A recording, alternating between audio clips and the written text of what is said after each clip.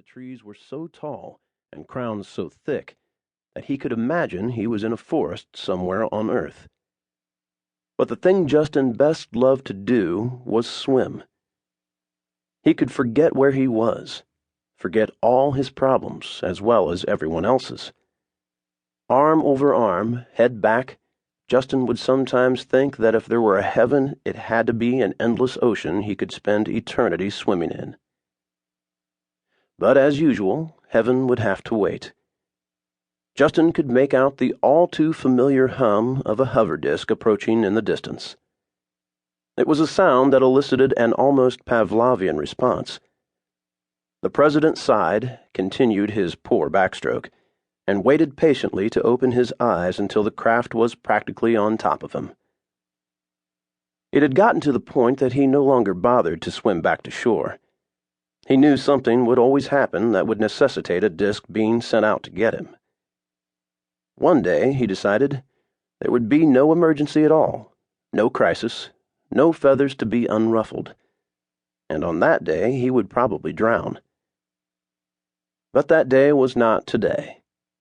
After another 100 yards of backstroking to put off the inevitable, he gave up, stopped, and opened his eyes. Ahmad was smiling down on him. "You know, I wouldn't have come out if—" Yeah. Let me guess," said Justin. "They found a monolith floating around Jupiter. Alien contact, perhaps. No? Maybe Mars revolted and joined the Outer Alliance." "No monoliths," answered Ahmad. "Not for lack of looking, mind you, but none yet. And any alien smart enough to get into this neck of the galaxy would probably be smart enough to get out. And if Mars decided to join us," Ahmad said, looking out into the distance, "it wouldn't make sense to call us the Outer Alliance then, would it?" He then looked back down to Justin. "We would just be the Alliance, don't you think? Mars is a core world, after all." "Not in my day." "You're a really old fart, Justin. Nothing is from your day." Justin laughed. "Okay, Ahmad," said the president, noticing his friend's pained expression. "What is it this time?" "It's Eris, friend. Everyone's waiting back at Cliff House." Justin was suddenly tired in a way that had nothing to do with the miles he'd just logged in swimming. Crap. Ahmad nodded sympathetically and then extended his hand, first making sure to get a good grip on the strap in the center of the disk. The machine tilted slightly as Justin got on, but no more than 3 or 4 degrees. Ahmad tossed his friend a towel and without another word sped off toward the shore, where the world Justin had only recently created sat waiting. Okay, listeners, this is the Clara Roberts Show coming to you live from Ceres for the first day of the Provisional Congress. By mutual agreement, no press or recording devices are allowed into the actual hall, but the delegates are always coming and going. Why, here's Tyler Sodma of the Eris colony about to enter the hall.